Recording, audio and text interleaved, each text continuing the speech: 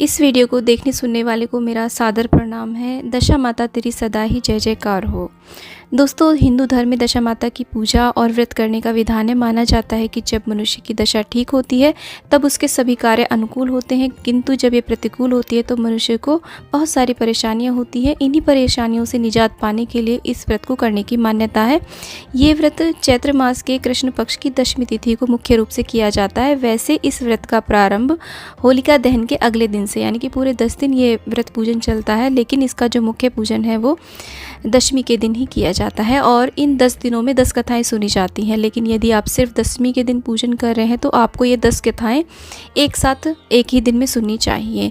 तो आज की इस वीडियो में हम इन 10 कथाओं को एक साथ लेकर के आए हैं ताकि आपको सुविधा हो और आपको अलग अलग दिन की अलग अलग कथाएं अलग अलग वीडियो में ना ढूंढनी पड़े, तो सभी कथाएं आपको एक ही वीडियो में मिल जाए।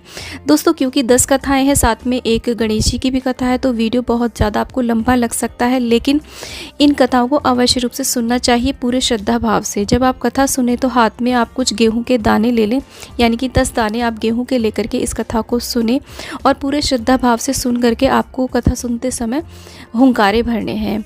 तो कुल मिलाकर के 10 कथाएं होती है, जिसमें कि मुख्य कथा होती है नल दमयंती की। तो आइए कथा प्रारंभ करते हैं। दशा माता की पहली कथा, नल और दमयंती वाली कहानी। दशा माता व्रत की प्रमाणिक कथा के अनुसार प्राचीन समय में राजा नल और दमयंती नाम की रानी सुखपूर्वक राज्य करते थे। उनके 2 पुत्र थे। उनके राज्य में प्रजा सुखी और संपन्न थी। एक दिन की बात है कि उस दिन होली दशा थी। एक ब्राह्मणी राजमहल आई और रानी से कहा, दशा का डोरा ले लो। बीच में दासी बोली, हाँ रानी साहिबा, आज के दिन सभी सुहागिन महिलाएं दशा माता की पूजन और व्रत करती हैं। इस डोरे की पूजा करके गले में बांधती हैं, जिससे घर में सुख समृद्धि आती है। अतः रानी ने ब्राह्मणी से डोरा ले लिया और विधि अनुसार पूजन करके गले में बांध दिया। कुछ दिनों बाद राजा नल ने दमयंती के गले में डोरा बंधा हुआ देखा। राजा ने पूछा, इतने सोने के गहने पहनने के बाद भी आपने ये डोरा क्यों पहना है? रानी कुछ कहती इससे पहले ही राजा ने डोरे को तोड़कर जमीन पर फेंक दिया। रानी ने उस डोरे को जमीन से उठा लिया और राजा से कहा, यह तो दशा माता का डोरा था, आपने उनका अपमान करके अच्छा नहीं किया। जब रात्रि में राजा सो रहे थे तब दशा माता स्वप्न में बुढ़िया के रूप में आई और राजा से कहा, हे राजा, तेरी अच्छी दशा जा रही है और बुरी दशा आ रही है, तूने मेरा अपमान करके अच्छा नहीं किया। ऐसा कहकर बुढ़िया यानी कि दशा माता अंतर्ध्यान हो गई। जब जैसे तैसे दिन बीत गए, वैसे कुछ दिनों में राजा के ठाट बाट, हाथी घोड़े, लावर लश्कर, धन धान्य, सुख शांति सब कुछ नष्ट होने लगी। अब तो भूखे मरने का समय आ गया। एक दिन राजा ने दमयंती से कहा, तुम अपने दोनों बच्चों को लेकर के अपने मैके चली जाओ। रानी ने कहा, मैं आपको छोड़कर कहीं नहीं जाऊंगी, जिस प्रकार आप रहेंगे उसी प्रकार मैं भी आपके साथ रहूंगी। तब राजा ने कहा, अपने देश को छोड़कर दूसरे देश में चलें, वहाँ जो काम मिल जाएगा वही काम कर लेंगे। इस प्रकार नल दमयंती अपने देश को छोड़कर चल दिए। चलते चलते रास्ते में भील राजा का महल दिखाई दिया। वहाँ राजा ने अपने दोनों बच्चों को अमानत के तौर पर छोड़ दिया। आगे चले तो रास्ते में राजा के मित्र का गाँव आया। राजा ने रानी से कहा, चलो हमारे मित्र के घर चले। मित्र के घर पहुंचने पर उनका खूब आदर सत्कार हुआ और पकवान बनाकर भोजन कराया। मित्र ने अपने शयन कक्ष में सुलाया। उसी कमरे में मोर की आकृति की खूंटी पर मित्र की पत्नी का हीरो जड़ित कीमती हार टंगा था। मध्य रात्रि में रानी की नींद खुली तो उन्होंने देखा कि वे बेजान खूंटी हार को निगल रही है। यह देखकर रानी ने तुरंत राजा को जगा दिया और दोनों ने विचार किया कि सुबह होने पर मित्र के पूछने पर क्या जवाब देंगे, अतः यहाँ से इसी समय चले जाना चाहिए। राजा रानी दोनों रात्रि को ही वहाँ से चल दिए। सुबह होने पर मित्र की पत्नी ने खूंटी पर अपना हार देखा, हार वहाँ नहीं था। तब उसने अपने पति से कहा, तुम्हारे मित्र कैसे हैं जो मेरा हार चुराकर रात्रि में ही भाग गए? मित्र ने अपनी पत्नी को समझाया कि मेरा मित्र कदापि ऐसा नहीं कर सकता, धीरज रखो, कृपा उसे चोर मत कहो। आगे चलने पर राजा नल की बहन का गाँव आया। राजा ने बहन के घर जाकर खबर पहुंचाई तो तुम्हारे भाई भौजाई आए हुए हैं। खबर देने वाले से बहन ने पूछा, उनके हालचाल कैसे हैं? वह बोला, दोनों अकेले हैं, पैदल ही आए हैं तथा वे दुखी हाल में हैं। इतनी बात सुनकर बहन थाली में कांदा रोटी रखकर भैया भाभी से मिलने आई। राजा ने तो अपने हिस्से का खा लिया, परंतु रानी ने जमीन में गाड़ दिए। चलते चलते एक नदी मिली। राजा ने नदी में से मछलियाँ निकालकर रानी से कहा, तुम इन मछलियों को भूनो, मैं गांव में से परोसा लेकर आता हूँ। गांव का नगर सेठ सभी लोगों को भोजन करा रहा था। राजा गांव में गया और परोसा लेकर वहाँ से चला तो रास्ते में चील ने झपट्टा मारा तो सारा भोजन नीचे गिर गया। राजा ने सोचा कि रानी विचार करेगी, राजा तो भोजन करके आ गया है और मेरे लिए कुछ भी नहीं लाया। रानी इधर मछलियाँ भूनने लगी तो दुर्भाग्यवश से ये सभी मछलियाँ जीवित होकर नदी में चली गई। रानी उदास होकर सोचने लगी कि राजा पूछेंगे और सोचेंगे कि सारी मछलियाँ खुद ही खा गई। जब राजा आए तो मन ही मन समझ गए और वहाँ से आगे चल दिए। चलते चलते रानी के मायके का गांव आया। राजा ने कहा, तुम अपने मायके चली जाओ, वहाँ दासी का कोई भी काम कर लेना, मैं इसी गांव में कहीं नौकरी कर लूँगा। इस प्रकार रानी महल में दासी का काम करने लगी और राजा तेल के घाने पर काम करने लगा। दोनों को काम करते करते बहुत समय बीत गया। होली दशा का दिन फिर से आया। सभी रानियों ने सिर धोकर के स्नान किया। दासी ने भी स्नान किया। दासी ने रानियों का सिर गूंथा तो राजमाता ने कहा, ला मैं तेरा सिर भी गूंथ दूँ। ऐसा कहकर राजमाता जब दासी का सिर गूंथ रही थी तब उन्होंने दासी के सिर में पद्म देखा। यह देखकर राजमाता की आंखें भर आईं और उनकी आंखों से आंसू की बूंदें गिरी। आंसू जब दासी की पीठ पर गिरे तो दासी ने पूछा, आप क्यों रो रही हैं? राजमाता ने कहा, तेरे जैसी मेरी भी एक बेटी है जिसके सर में भी पद्म था, तेरे सिर में भी पद्म है। यह देखकर मुझे उसकी याद आ गई। तब दासी ने कहा, मैं ही तुम्हारी बेटी हूँ, दशा माता के कोप से मेरे बुरे दिन चल रहे हैं इसलिए यहाँ चली आई। माता ने कहा, बेटी तूने यह बात हमसे क्यों छिपाई? दासी ने कहा, माँ मैं सब कुछ बता देती तो मेरे बुरे दिन नहीं कटते। आज मैं दशा माता का व्रत करूँगी तथा उनसे गलती की क्षमा याचना करूँगी। अब तो राजमाता ने बेटी से पूछा, हमारे जमाई राजा कहाँ हैं? बेटी बोली, वे इसी गाँव में किसी तेली के घर काम कर रहे हैं। अब गांव में उनकी खोज कराई गई और उन्हें महल में लेकर आए। जमाई राजा को स्नान कराया, नए वस्त्र पहनाए और पकवान बनाकर उन्हें भोजन कराया गया। अब दशा माता के आशीर्वाद से नल और दमयंती के अच्छे दिन लौट आए। कुछ दिन वहीं बिताने के बाद में राजा राज्य को जाने के लिए कहने लगे। दमयंती के पिता ने खूब सारा धन, लावर, लश्कर, हाथी घोड़े आदि देकर बेटी जमाई को विदा किया। रास्ते में वही जगह आई जहाँ रानी ने मछलियों को भूना था और राजा के हाथ से चील के झपट्टे मारने से भोजन जमीन पर आ गिरा था। तब राजा ने कहा, तुमने सोचा होगा कि मैंने अकेले भोजन कर लिया होगा, परंतु चील ने झपट्टा मारकर गिरा दिया था। अब रानी ने कहा, आपने सोचा होगा कि मैंने मछलियां भूनकर अकेले ही खा ली होंगी, परंतु वे जीवित होकर के नदी में चली गई थी। चलो चलते हैं। अब राजा की बहन का गांव आया। राजा ने बहन के यहाँ खबर भेजी। खबर देने वाले से पूछा कि हालचाल कैसे हैं भाई और भाभी के। उन्होंने कहा कि वे बहुत ही अच्छी दशा में हैं, उनके साथ हाथी घोड़े लाव लश्कर हैं। यह सुनकर राजा की बहन मोतियों की थाल सजाकर लाई। तभी दमयंती ने धरती माता से प्रार्थना की और कहा, मैं आज मेरी अमानत मुझे वापस दे दो। यह कहकर उस जगह को खोदा जहाँ कांदा रोटी गाड़ दिया था। खोदने पर रोटी तो सोने की और कांदा चांदी का हो गया। ये दोनों चीज़ें बहन की थाली में डाल दी और आगे चलने की तैयारी करने लगे। वहाँ से चलकर राजा अपने मित्र के घर पहुँचे। मित्र ने उनका पहले के समान ही खूब आदर सत्कार और सम्मान किया। रात्रि विश्राम के लिए उन्होंने उसी जगह उसी शयन में सुलाया गया। मोरनी वाली खुंटी के हार निगलने जाने वाली बात से नींद नहीं आई। आधी रात के समय वही मोरनी वाली खुंटी हार उगलने लगी तो राजा ने अपने मित्र को जगाया तथा रानी ने मित्र की पत्नी को जगाकर दिखाया। आपका हार तो इसने ही निगल लिया था, आपने सोचा होगा कि हार हमने चुराया है। दूसरे दिन प्रातःकाल नित्य कर्म से निपट करके वहाँ से वे चल दिए। वे भील राजा के यहाँ पहुँचे और अपने पुत्रों को मांगा तो भील राजा ने देने से मना कर दिया। गांव के लोगों ने उन बच्चों को वापस दिलवाया। नल दमयंती अपने बच्चों को लेकर अपनी राजधानी के निकट पहुँचे तो नगर वासियों ने लाव लश्कर के साथ उन्हें आते हुए देखा। सभी ने बहुत प्रसन्न होकर उनका स्वागत किया तथा गाजे बाजे के साथ उन्हें महल पहुँचाया। राजा का पहले जैसे ठाट बाट हो गया। राजा जब नल दमयंती पर दशा माता ने पहले कोप किया, ऐसी किसी पर भी कोप मत करना और बाद में जैसी कृपा करी वैसी सब पर करना। जय हो दशा माता की। दशा माता की दूसरी कथा, एक राजा की दो रानियों वाली कथा। एक राजा था, उसकी दो रानियां थी। बड़ी रानी के संतान नहीं थी, छोटी रानी के पुत्र था। राजा छोटी रानी और राजकुमार को बहुत प्यार करता था। बड़ी रानी छोटी रानी से ईर्ष्या करने लगी। बड़ी रानी राजकुमार के प्राण हर लेना चाहती थी। एक दिन राजकुमार खेलता खेलता बड़ी रानी के चौक में चला गया। बड़ी रानी ने राजकुमार के गले में एक सांप डाल दिया।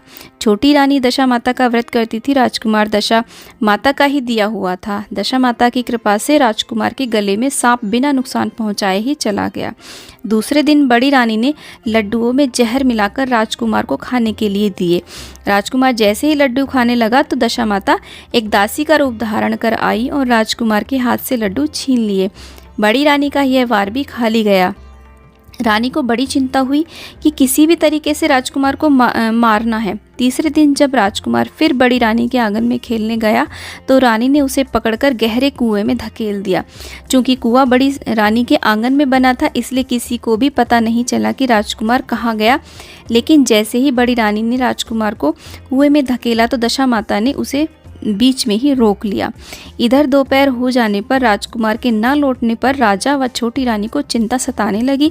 दशा माता को भी इस बात की चिंता हुई राजकुमार को उसके माता पिता के पास किस प्रकार पहुंचाया जाए। राजकुमार को तलाश करने वाले कर्मचारी निराश होकर बैठ गए। राजा और छोटी रानी पुत्र शोक में रोने लगे। तब दशा माता ने भिखारी का रूप धारण करके राजकुमार को गले से लगाकर राजद्वार पहुंची। वह राजकुमार को एक वस्त्र में छिपाए हुए भिक्षा मांगने लगी। सिपाहियों ने उसे दुत्कार कर कहा, तुझे भिक्षा की पड़ी है और यहाँ राजकुमार खो गया है। सारे लोग दुख और चिंता से व्याकुल हो रहे थे। इस पर दशा माता बोली, भाइयों, पुण्य का प्रभाव बड़ा ही विचित्र होता है। यदि मुझे भिक्षा मिल जाए तो संभव है कि खोया हुआ राजकुमार तुम लोगों को मिल जाए। यह कहकर वह देहरी पर पैर रखने लगी। सिपाहियों ने उन्हें आगे बढ़ने से रोका। उसी समय दशा माता ने बालक का पैर वस्त्र से बाहर कर दिया। सिपाहियों ने समझा कि कुंवर उसके हाथों में है, इसलिए उसे अंदर जाने दिया। दशा माता कुंवर को लिए हुए भीतर चली गई। उसने राजकुमार को चौक में छोड़ दिया और वापस चली आई। परंतु रानी ने दशा माता रूपी भिखारिन को देख लिया था। उसने कहा कि खड़ी रहो और कौन हो तुमने 3 दिन मेरे बेटे को छिपा कर रखा। तुमने ऐसा क्यों किया? तुम्हें मेरे इस प्रश्न का उत्तर देना होगा। दशा माता उसी समय ठहर गई। उन्होंने बताया कि मैं तुम्हारे पुत्र की चोरी करने वाली नहीं हूँ। मैं तो तुम्हारी आराध्य देवी दशा माता हूँ। मैं तुम्हें सचेत करने आई हूँ कि बड़ी रानी तुमसे ईर्ष्या रखती है। वह तुम्हारे पुत्र के प्राण हर लेना चाहती है। एक बार उसने तुम्हारे पुत्र के गले में सांप डाला था जिसे मैंने भगाया। दूसरी बार उसने इसे विष के लड्डू खाने को दिए थे जिन्हें मैंने उनके हाथ से छीन लिया। इस बार उसने तुम्हारे राजकुमार को अपने आंगन के कुएं में धकेल दिया था और मैंने इन्हें बीच में ही रोक करके इनकी रक्षा की थी। इस समय भिखारिन के वेश में तुम्हें सचेत करने आई हूँ। यह सुनकर छोटी रानी दशा माता के पैरों में गिरकर क्षमा मांगने लगी। छोटी रानी विनती भाव से बोली, जैसी कृपा आपने मुझ पर दर्शन देकर की है, मैं चाहती हूँ कि आप सदैव इस महल में निवास करें। मुझसे जो सेवा पूजा होगी वो मैं करूँगी। इस पर दशा माता बोली, मैं किसी के घर में नहीं रहती। जो श्रद्धापूर्वक मेरा ध्यान स्मरण करता है मैं उसी के हृदय में निवास करती हूँ। मैंने तुम्हें साक्षात दर्शन दिए हैं, इसलिए तुम सुहागिनों को बुलाकर उन्हें यथाविधि आदर सत्कार के साथ भोजन करवाओ और नगर में ढिंढोरा पिटवा दो कि सभी लोग मेरा डोरा लें और व्रत करें। इतना कहकर दशा माता अंतर्ध्यान हो गई। रानी ने अपने राज्य की सौभाग्यवती स्त्रियों को निमंत्रण देकर बुलाया और उबटन से लेकर के शिरोभूषण श्रृंगार कर उनकी यथाविधि सेवा कर भोजन करवाया। दक्षिणा में गहने आदि देकर के विदा किया। रानी ने अपने राज्य में ढिंढोरा पिटवा दिया कि अब से सब लोग दशा माता का डोरा लेंगे और उनका व्रत पूजन करेंगे। हे दशा माता, जैसी आपने राजकुमार की रक्षा करी वैसी सबकी करियो। दशा माता व्रत की तीसरी कथा, सास बहू दोनों के व्रत करने की कहानी। एक घर में सास बहू रहती थी। बहू का पति परदेश गया हुआ था। एक दिन सास ने बहू से गांव से आग ला करके भोजन पकाने को कहा। बहू गांव में आग लाने गई पर किसी ने भी उसे आग नहीं दी और सभी ने कहा कि जब तक दशा माता की पूजा नहीं हो जाती तब तक आग नहीं मिलेगी। बेचारी बहू खाली हाथ घर लौट आई। उसने सास को बताया कि गांव भर में आज दशा माता की पूजा है, इसलिए कोई आग नहीं दे रहा है।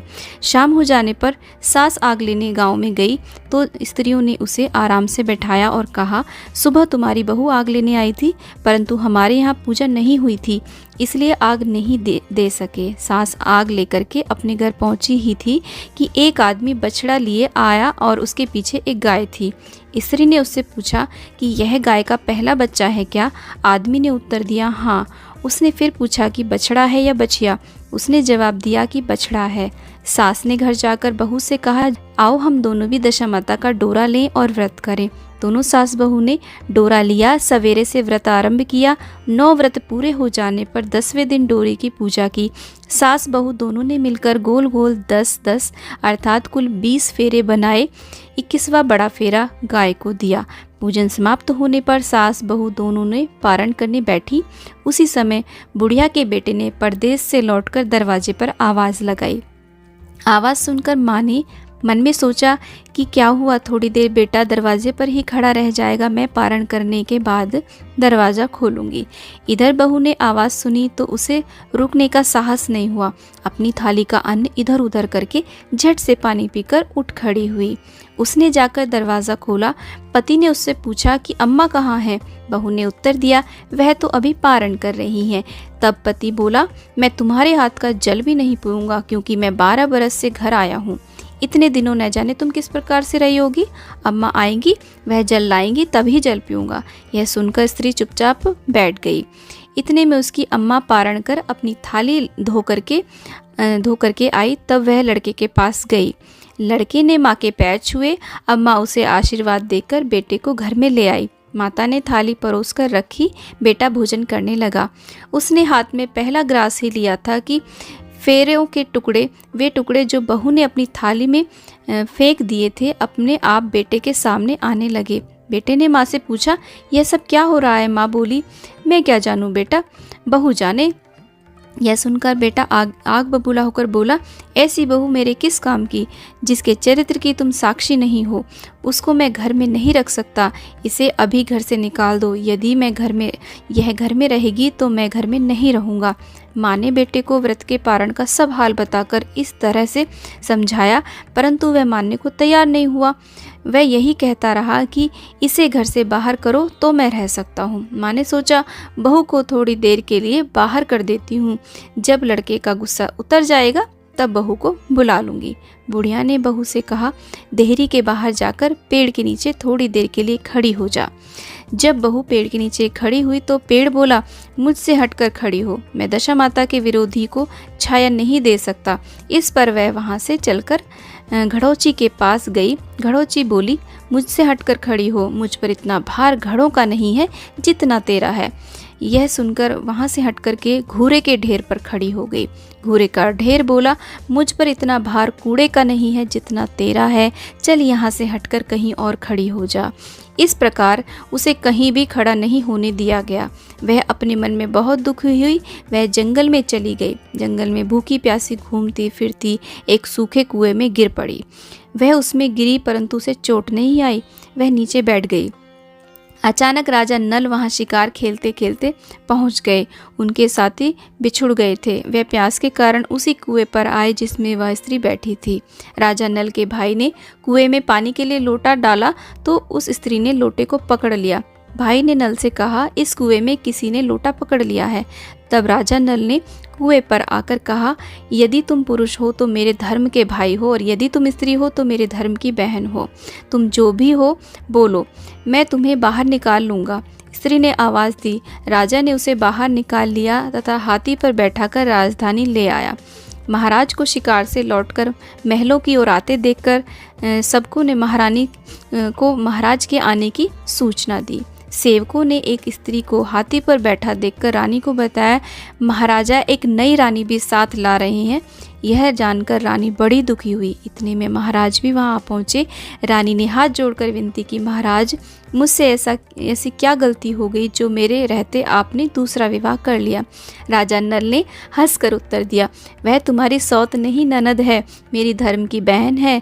तुम्हें उसके साथ अपनी सगी ननद की तरह बर्ताव करना चाहिए। यह सुनते ही महारानी का मुख प्रसन्नता से कमल की भांति खिल उठा। वह बोली, अब तक मैं ननद का सुख नहीं जानती थी, अच्छा हुआ जो मुझे भाग्य से ननद भी मिल गई।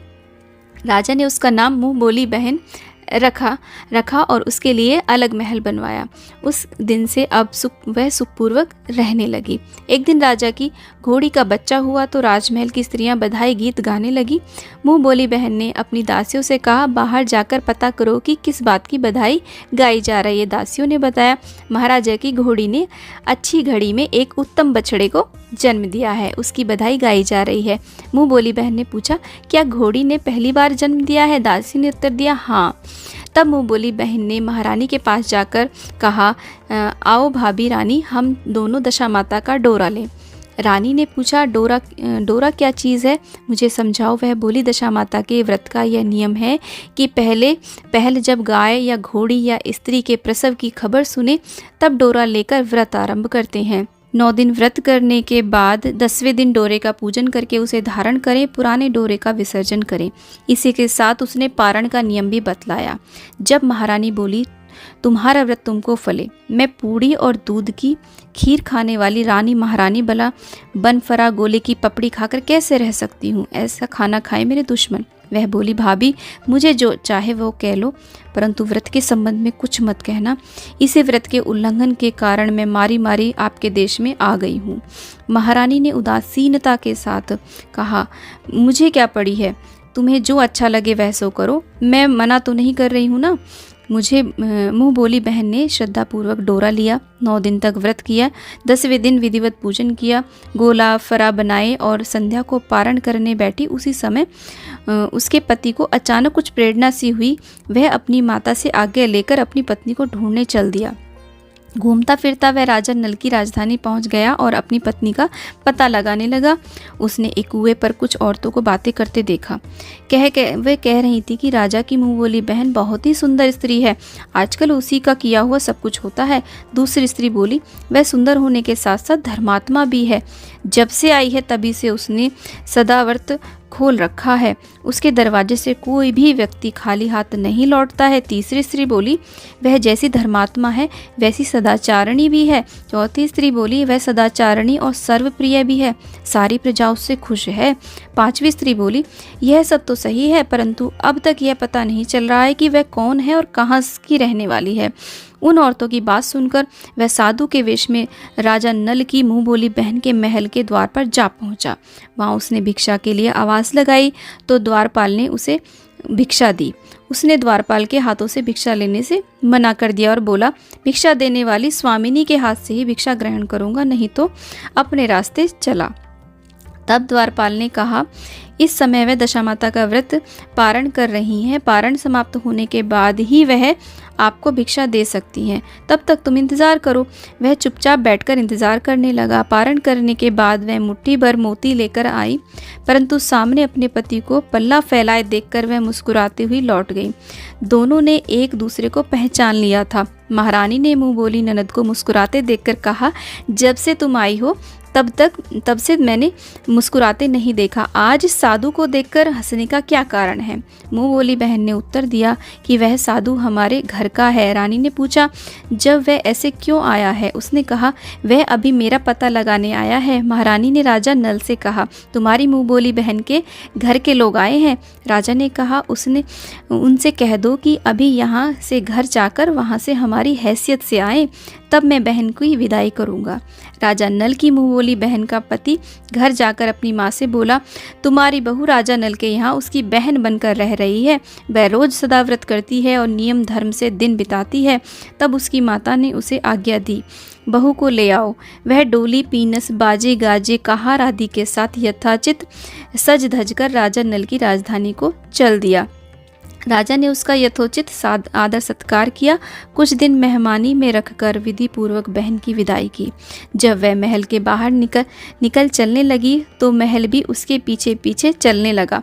तब महारानी बोली, ननद जी तुम तो चली और मेरा महल भी ले चली, जरा पीछे मुड़कर तो देखती जाओ।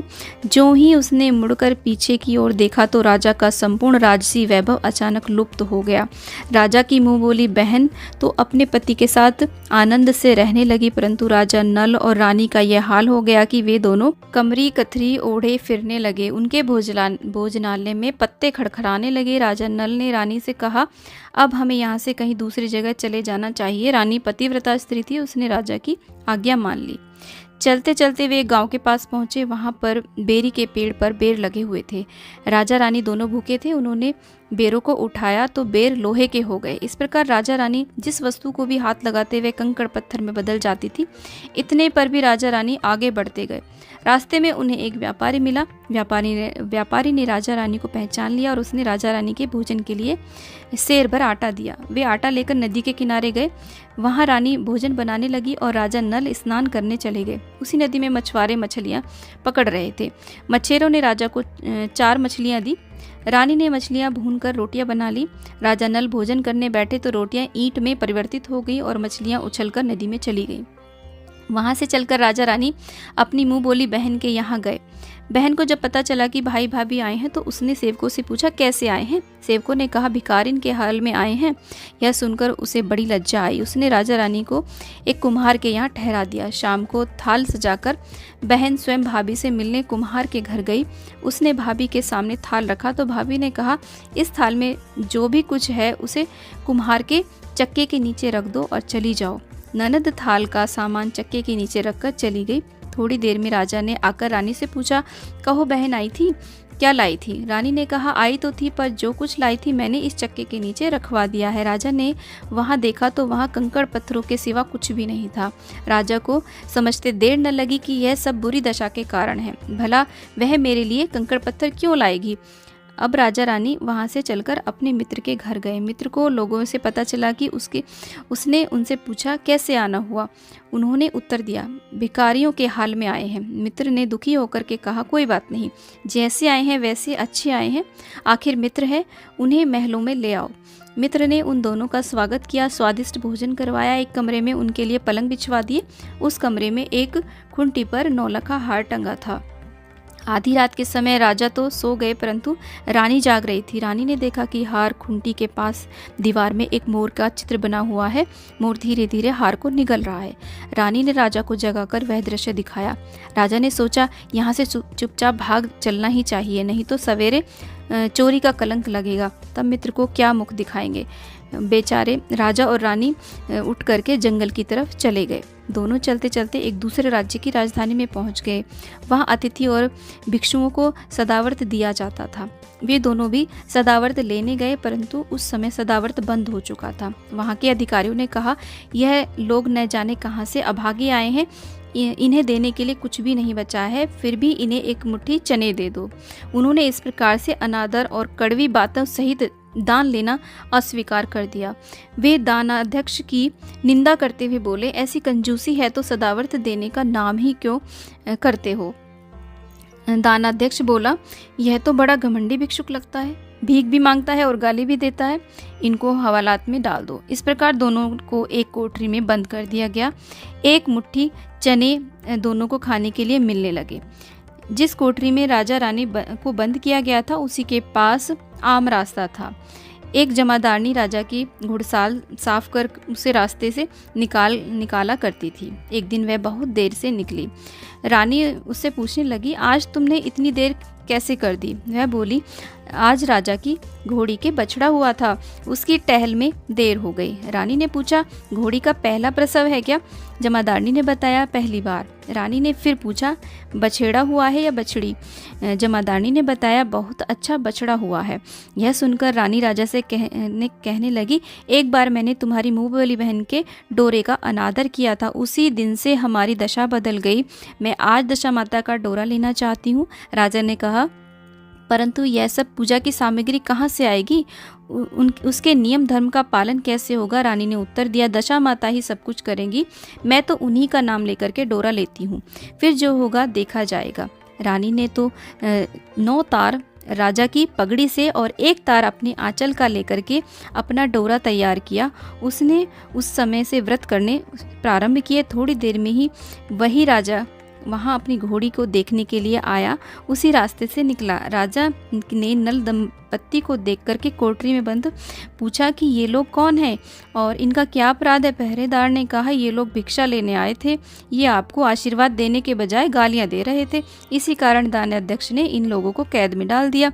राजा ने कहा, यह तो इसका कोई अपराध नहीं हुआ, इनको मनवांछित भिक्षा नहीं मिली होगी इसलिए ये गालियां देने लगे होंगे। इनको संतुष्ट करना चाहिए था, ना कि कैद में डालना चाहिए था। इनको अभी रिहा करो। राजा की आज्ञा से उसी समय दोनों को कोठरी से बाहर निकाला गया। राजा उनके गांव में पद्म और माथे पर चंद्रमा देकर के पहचान गया कि यह तो राजा नल और रानी दमयंती हैं। इन पर दोनों हाथों से हाथ जोड़ करके उन्होंने क्षमा मांगी और हाथी पर बैठाकर अपने महल में ले गया। कुछ दिन तक राजा के यहाँ रहकर उन दोनों ने पूरे राजसी ठाट बाट के साथ अपनी राजधानी की ओर प्रस्थान किया। रास्ते में वे पहले अपने मित्र के यहाँ गए। मित्र ने राजा नल की आने की खबर सुनी, लोगों से पूछा, मित्र आए हैं तो कैसे आए हैं? लोगों ने कहा, अब की बार तो राजसी ठाट बाट के साथ आए हैं, घोड़े, डंका, निशान, पालकी, पीनस एवं फौज के साथ लेकर के आए हैं। मित्र ने कहा, अच्छी बात है, आने दो, मेरे लिए तो जैसे तब थे वैसे ही अब हैं, आखिर हैं तो मित्र ही। राजा रानी मित्र के महल में गए। मित्र ने उनको आदर सत्कार के साथ उस स्थान पर ठहराया जिस स्थान पर पहले ठहराया था। आधी रात के समय जब राजा सो रहे थे और रानी पैर दबा रही थी, तब रानी ने देखा कि मोर का चित्र जो पहले हार को निगल गया था उसे उगल रहा है। रानी ने राजा को जगाकर यह दृश्य दिखलाया। राजा ने अपने मित्र को बुलाकर यह दिखलाया। मित्र बोला कि मैंने तो तब भी तुमको चोर नहीं समझा था और न ही अब समझता हूँ। यह दृश्य तुम्हारी बुरी दशा का फल है। आप निश्चित रहिए, मेरे मन में आपके लिए कोई मैल नहीं है। मित्र के यहाँ से चलकर राजा रानी अपनी मुँह बोली बहन के यहाँ गए। उसने सुना राजा भैया आ रहे हैं तो उसने लोगों से पूछा, कैसे आ रहे हैं? लोगों ने कहा, जिस प्रकार राजा आना चाहिए उसी प्रकार से आ रहे हैं। उसने कहा, उनको मेरे महल में ले आओ। तब राजा नल का हाथी बहन के महल की ओर बढ़ा। तब रानी ने कहा, आप अपनी बहन के घर जाइए, मैं तो उसी कुम्हार के घर रहूंगी जिसके पहले ठहरी थी। राजा ने कहा, जिस कारण इतने दुख उठाए हैं तुम फिर से उससे झगड़ा मोल लेना चाहती हो, यह तुम अच्छा नहीं कर रही हो। परंतु रानी नहीं मानी, वह कुम्हार के घर ही ठहरी। राजा बहन के घर चले गए। शाम को राजा की बहन भाभी के लिए थाल सजाकर कुम्हार के यहाँ आई। उसने भाभी के सामने थाल रखा। भाभी सोने चांदी के गहने उतार कर रखने लगी और कहने लगी, खाओ रे मेरे सोने चांदी के गहने खाओ, हम भूखे नंगे क्या खाएंगे। यह उल्हाना सुन ननद बोली, यह उल्हाना किसे देती हो? मुझसे तो उस समय जो कुछ हो सका वो सब उस समय लाई थी, वही अभी लाई हूँ। विश्वास ना हो तो चक्के के नीचे अब भी देख लो। सचमुच चक्के के नीचे देखा तो वहाँ पर माणिक मोती का ढेर लगा था। रानी यह सब देख करके सन्न रह गई। वह बोली, ननद जी तुम्हारा कोई दोष नहीं है, यह तो हमारी बुरी दशा का परिणाम था। रानी ने ननद का लाया सब सामान उसमें अपनी तरफ से कुछ और जवाहरात मिला करके ननद को वापस कर दिए, परंतु ननद को पूजा का न्योता देना भूल गई। वहाँ से चलकर राजा सुरा गाय के पास आए। गाय ने सेना सहित राजा को भरपेट दूध पिलाया। वहाँ से आगे चलकर वे नदी के तट पर पहुँचे। वहाँ पड़ाव डाला, भोजन बनाया। जहाँ राजा भोजन करने बैठे तो उसी समय नदी में उछलकर मछलियाँ गिर गईं, भुनी भुनाई मछलियाँ, और अपने आप थाली में गिर पड़ी थी। वह रोटियां जो ईंट की बन गई थी फिर से रोटियां बन गईं। राजा ने कहा, यह सब क्या हो रहा है, कुछ समझ नहीं आता। रानी ने बताया कि ये रोटियां मछलियां वे ही हैं जो उस दिन हमें नसीब नहीं हुई थी। मैं यदि आपसे उस समय कहती कि तली हुई मछलियां जल में उछलकर गिर गई और रोटियां ईंट बन गई तो आप कदापि इसे सच नहीं मानते। इसी कारण मुझे बहाना बनाना पड़ा था। तब राजा रानी अपनी राजधानी की ओर बढ़े। जब राजा की फौज अपनी राजधानी के समीप पहुंची तो वहां के लोगों ने समझा कि दूसरे राजा ने राजधानी पर आक्रमण कर दिया है। वे घबरा गए। वहां के लोग नजराना लेकर राजा से मिलने गांव के बाहर आए, परंतु यह क्या, यह तो अपने राजा हैं। लोगों का प्रसन्नता का ठिकाना न रहा। वे श्रद्धा भक्ति के साथ महाराजा के आगे चलकर उन्हें महल में ले आए। राजा रानी ने महल में प्रवेश किया। रानी ने तुरंत दशा माता की पूजा का प्रबंध किया। उसने उस पूजा में नगर की सब सौभाग्यशाली स्त्रियों को बुला करके भगवती के भोग के लिए सब प्रकार के पकवान बनवाए। आटे की 10 बतिया, 10 शक्कर की गुंजिया और 10-10 अठवाइयाँ सुहागिनों के आंचल में डाली। सुहागिनों का श्रृंगार करके दशा माता की पूजा आरंभ हुई। कलश स्थापित करके दीपकों को जलाया गया, परंतु उसकी बत्ती जली नहीं। इस पर पंडितों ने कहा कि कोई न्योता पाने वाला न्योतने को तो नहीं रह गया है, स्मरण किया जाए, उसके आने पर दीपक जल जाएगा। रानी ने सोच विचार कर बताया, ननद न्योतने से रह गई है। पंडितों ने कहा कि उन्हें फौरन बुलाया जाए। राजा ने अपनी दुरतगामी रथ भेज करके अपने मुंह बोली बहन को बुलवाया। उसके आते ही कलश का माणिक दीपक प्रज्वलित हो गया। बड़ी धूमधाम से पूजा की गई। अंत में सुहागिनों को भोजन करा करके विदा किया गया। उसी समय राजा ने राज्य में आज्ञा जारी कर दी, मेरी प्रजा के लोग दशा माता का व्रत किया करें। भगवती माता ने जिस प्रकार से राजा नल के दिन फेरे, उसी प्रकार से सबके दिन फेरियो। जय हो दशा माता की। दशा माता की चौथी कथा, बहू द्वारा सास से छिप करके व्रत करने वाली कहानी। एक सास बहू थी। एक दिन सुबह सुबह सास ने बहू से कहा, जाओ आग लाकर भोजन बनाओ, बड़ी भूख लगी है। बहू हाथ में कंडी लेकर आग लेने गांव में गई। उस दिन गांव भर में दशा माता की पूजा थी, इसलिए किसी के यहाँ से भी उसे आग नहीं मिली। वह खाली हाथ लौट करके आई। साय होने पर वह पड़ोसन के पास जाकर बोली कि मेरी सास तो दशा माता का डोरा नहीं लेती, परंतु अब की बार मैं डोरा लेना चाहती हूँ, मुझे पूजन की विधि भी बता देना। दोबारा जब डोरा लेने का समय आया तो बहू ने सास को बिना बताए दशा माता का डोरा ले लिया। 9 दिन तक वह किसी न किसी बहाने पड़ोसन के घर जाकर के कथा सुनती रही। 10वें दिन उसे चिंता सताने लगी कि अब मैं पूजा कैसे करूंगी। वह मन ही मन दशा माता का ध्यान करके सोचने लगी कि आज सास कहीं बाहर चली जाए तो मैं शांतिपूर्वक पूजा कर लूँ। दशा माता की कृपा से सास बहू से बोली, मैं आज खेतों पर जा रही हूँ, यदि मुझे आने में देर हो जाए तो तुम मेरे लिए खेत पर खाना ले आना। बहू के मन की मुराद पूरी हो गई। वह तो यही चाहती थी। उसने सास से कहा, आप निश्चिंत होकर जाइए, घर का सारा काम मैं निपटा लूंगी। सास के जाते ही बहू ने स्नान कर दशा माता की पूजा की। इसके बाद जब वह पूजा की सामग्री मिट्टी के गोले में रख करके उसे सिलाने के लिए ले जाने लगी कि उसकी सास खेतों से वापस आ गई। सास को देखकर बहू ने जल्दी से उस गोले को मटकी में छिपा दिया। उसने सोचा कि उचित समय पर गोले को दही से निकाल करके विसर्जित कराऊंगी। सास ने आते ही बहू से कहा, तुम मुझे खाना देने क्यों नहीं आई? अब तक क्या कर रही थी? बहू ने कहा, आज मैंने सर के बाल धोए थे, उनके सूखने में देर लगी, इस कारण भोजन बनाने में भी देर हो गई। मैं थाली लगाती हूँ, आप गुस्सा त्याग करके भोजन कर लीजिए। सास का गुस्सा कुछ ठंडा हुआ। वह पैर धोकर के चौके पर में बैठ गई कि उसका बेटा भी आ गया। वह भी माता के साथ भोजन करने बैठ गया। सास भोजन करके उठना ही चाहती थी कि उसका बेटा बोला, मुझे तो दही चाहिए। सास ने बहू से दही देने के लिए कहा। बहू बोली, मैं तो रसोई में हूँ, आप ही इन्हें दही दे दो। सास हाथ धोकर के दही देने लगी, परंतु जैसे ही उसने छाछ की मटकी उठाई तो उसमें कुछ खड़खड़ाने की आवाज़ आई। उसने हाथ डालकर देखा तो उसे एक बड़ा सोने का गोला मिला। सास ने आश्चर्य से बहू से पूछा, इस छाछ की मटकी में सोने का गोला कहाँ से आया? इसे तुम कहाँ से चुरा कर लाई हो? यहाँ क्यों छिपा करके रखा है? मैं समझ गई, इस वजह से तुम छाछ देने के लिए नहीं उठी।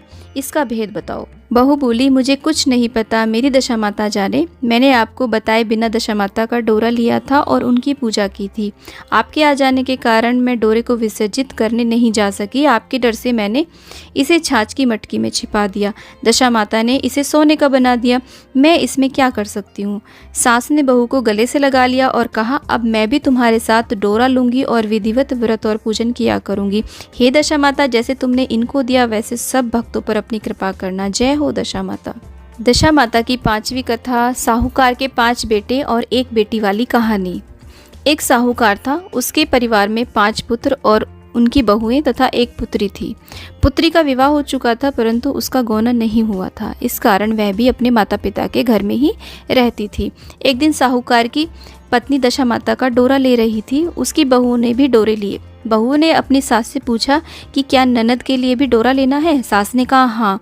इस पर बहू ने कहा, उनकी तो विदाई होने वाली है, यदि व्रत से पहले ही विदा हो गई तब क्या होगा? सास ने उत्तर दिया, व्रत का सारा सामान मैं साथ में रख दूंगी, वह अपने ससुराल में पूजा कर लेगी।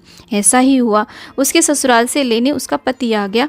माँ ने बेटी को विधि पूर्वक विदा किया और उसकी पालकी में पूजा का सब सामान रख दिया। लड़की जब अपने ससुराल पहुंची तो उसके घर आंगन में एक गलीचा बिछा करके बिठाया गया। आसपास पड़ोसन की महिलाएं नई बहू को देखने आने लगी। सब उसकी सुंदरता और गहने कपड़ों की तारीफ करने लगी। किसी की निगाह उसके गले में बंधे डोरे पर पड़ गई। वह बोली, बहू की माँ तो बड़ी टोने टोटके वाली है। सबकी निगाहें उसकी बात सुन करके उस गले में पड़े हुए डोरे पर पड़ी। सभी स्त्रियां डोरे के बारे में अपनी अपनी राय प्रकट करने लगी। शाम को सास, ननद, देवरानी, जेठानी, घर की सभी स्त्रियां भी उसी डोरे की चर्चा करने लगी। सब डोरे की निंदा कर रही थी। सुबह से शाम तक डोरे के बारे में सुनते सुनते बहू का दिमाग खराब हो गया। उसने डोरे को गले से उतार कर जलती हुई आग में डाल दिया। डोरे के जलते ही सारे घर में आग लग गई। घर में रखा सब धन धान्य जल गया। अब आदमी अपने प्राण बचा करके घर से बाहर भागे।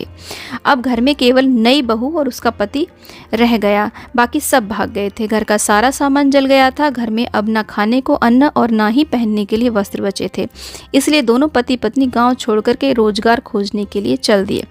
चलते चलते वे उसी गांव में पहुंच गए जहां की वह लड़की थी। लड़की ने अपने पति से कहा, तुम यहाँ भाड़ झोंको और मैं कोई काम ढूंढती हूँ। पत्नी का कहना मानकर वह भाड़ झोंकने लगा और वह स्वयं एक कुएं पे जाकर बैठ गई। उस कुएं पर सारे गांव की स्त्रियां पानी भरने आया करती थी। उस लड़की की भाभियां उस कुएं पर पानी भरने आईं, परंतु उन्होंने अपनी ननद को नहीं पहचाना। वे उससे बोली, तुम तो किसी भले घर की लड़की मालूम होती हो, तुम कुछ काम करना चाहती हो तो बोलो। लड़की बोली, काम तो मैं करूँगी परंतु नीच काम नहीं करूँगी। बड़ी भाभी बोली, हमारी ननद ससुराल चली गई है, तुम हमारे बच्चों की देखभाल करती रहना और हमारे घर से सीधा लेकर के अपना भोजन बना लिया करना। लड़की इस काम के लिए राजी हो गई। लड़की की भाभियां अपने घर आई और सास से बोली, कुएं पर एक अनाथ लड़की बैठी है, वह हमारे घर रहने और बच्चों की देखभाल करने को राजी है, आप कहो तो हम उसे रख लें। सास ने कहा, खुशी से रख लो, परंतु आपस में कलह मत करना। सब बहुएं राजी हो गईं। वे वापस कुएं पर आईं और उसे घर ले आईं। वह अपने भतीजे और भतीजियों की देखभाल करने लगी और अपना जीवन निर्वाह करने लगी। एक दिन दशा माता का डोरा लेने का दिन आया। सास के कहने पर सब बहुओं ने डोरा लिया। बहू ने सास से पूछा कि क्या इस लड़की के लिए भी डोरा लेना है? सास ने कहा हाँ। बहू ने कहा, इसी प्रकार आपने ननद जी के लिए भी डोरा ले लिया था, परंतु पूजा से पहले ही उसकी विदाई हो गई। अब इस लड़की को डोरा दिलाना चाहती हो, यदि यह पूजा से पहले चली गई तो क्या होगा? सास बोली, तुम्हारी ननद ने अपने घर जाकर पूजा की होगी। यह लड़की पूजा होने के बाद इस घर में रहेगी तो अपने आप पूजा में शामिल हो जाएगी, और यदि कहीं चली गई तो वहाँ पर ही अपनी पूजा कर लेगी। सर्वसम्मति से लड़की ने भी दशा माता का डोरा ले लिया।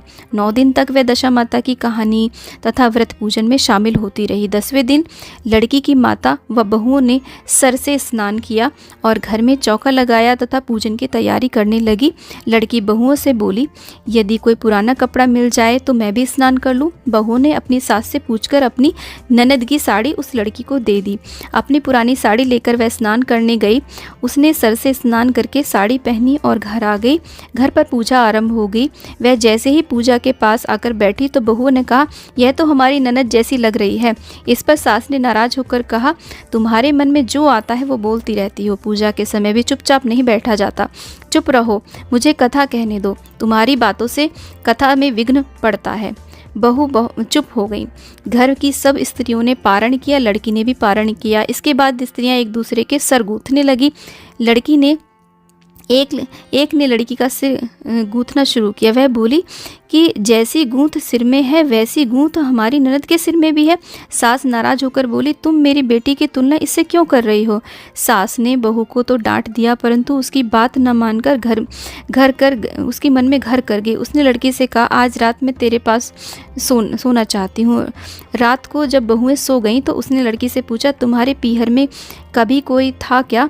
उसने जवाब दिया, मेरे 5 भाई और भाभियाँ थीं, तुम जैसे माता पिता थे। उसने फिर पूछा, क्या हुआ? लड़की बोली, पीहर में मैंने दशा माता का डोरा लिया। उसके पूजन से पहले ही ससुराल के लिए विदा हो गई। ससुराल में पहुंचकर मेरे गले में पड़े डोरे को देखकर वह स्त्रियां हंसने लगीं। तब मैंने उस डोरे को आग में जला दिया। उस डोरे के साथ साथ हमारा सारा वैभव जलकर भस्म हो गया। हम सब लोग भाग गए। हम दोनों भागकर इस गांव में आ गए। उसकी माँ ने पूछा, तुम्हारा पति कहाँ है? लड़की ने कहा, वह भाड़ भूंजने का काम करते हैं। दशा माता के प्रकोप से हमारी ये हालत हो गई है। वह समझ गए कि यह लड़की कोई और नहीं उनकी बेटी है। तब उसने अपनी 5 बेटों को बुलाकर कहा कि यह तुम्हारी छोटी बहन है। सवेरा होते ही माता के कहने पर 5 भाई भड़बूजे के यहाँ अपनी बहनोई को लेने पहुँच गए। उन्होंने उनको ला करके स्नान करवाया, उत्तम वस्त्र पहनने को दिए। कपड़े पहनकर वह सुंदर साहूकार दिखाई देने लगे। वह कुछ दिन ससुराल में रहकर अपने घर को चले गए। घर पहुंचकर उसने देखा कि सब लोग पहले की तरह सुख पूर्वक रह रहे हैं। इसके बाद वह अपने ससुराल आया और अपनी पत्नी को विदा करके ले गया। वह अपनी दशा पर विचार करती हुई जा रही थी। मार्ग में एक नदी पड़ी। उस नदी में स्नान करके अप्सराएं दशा माता का डोरा ले रही थी। उनके पास एक डोरा बच गया था। वह अप्सराएं बोली, यदि इस डोली में कोई उच्च वर्ग की स्त्री हो तो उसे ये डोरा दे दो। उन्होंने डोली के पास जाकर पता किया और वह डोरा उस लड़की को दे दिया। जब लड़की अपनी ससुराल पहुंची तो सास थाल सजाए, ननद कलश लिए और देवरानी जेठानी अन्य मांगलिक गाते हुए उसका स्वागत करने के लिए खड़ी थी।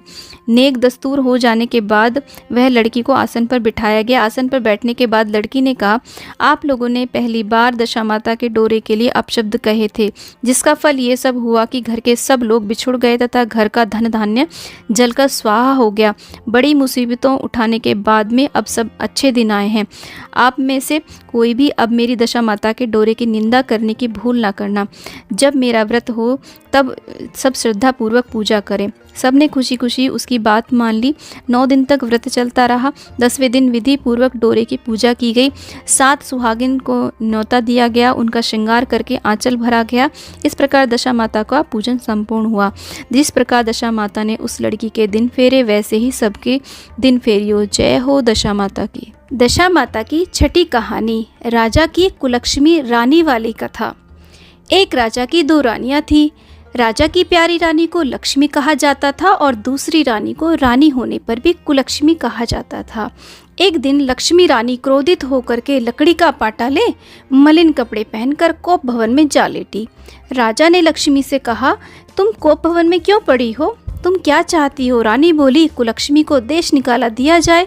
कुलक्ष्मी रानी थी, इसलिए उसे निकाल देने से राजा की बदनामी होने का डर था। इसलिए रानी को पीहर छोड़कर आने की बात सोची गई। राजा ने पटरानी को एक रथ में सवार कराया और स्वयं घोड़े पर चढ़कर रथ के साथ चलने लगा। एक बीहड़ जंगल में पहुंचकर राजा ने रथ को रुकवाया। पालकी ढोने वालों को कहा कि वो वहां से हट जाएं। राजा रानी को उस जंगल में छोड़कर घोड़े पर सवार होकर अपने महल में आ गया। कुलक्ष्मी को बाट जोते जोते सारी रात बीत गई। रानी को प्यास लगने लगी। वो रथ से उतरकर पानी की तलाश में चल दी। रानी ने आसपास पानी खोजा, परंतु उसे कोई भी जलाशय दिखाई नहीं दिया।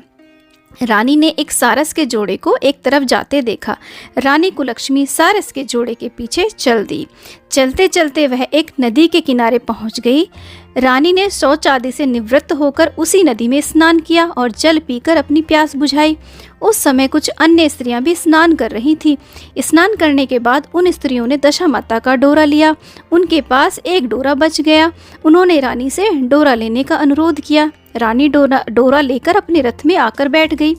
दशा माता ने रानी की परीक्षा लेने के लिए एक बुढ़िया का वेश धारण किया और उसके रथ के पास आई। वह रानी से बोली, बेटी यहाँ बैठकर क्या कर रही हो? रानी ने बुढ़िया से कहा, पहले तुम बताओ तुम कौन हो? बुढ़िया ने उत्तर दिया, मैं तुम्हारी मौसी हूँ। तब रानी उसके गले लगकर रोने लगी।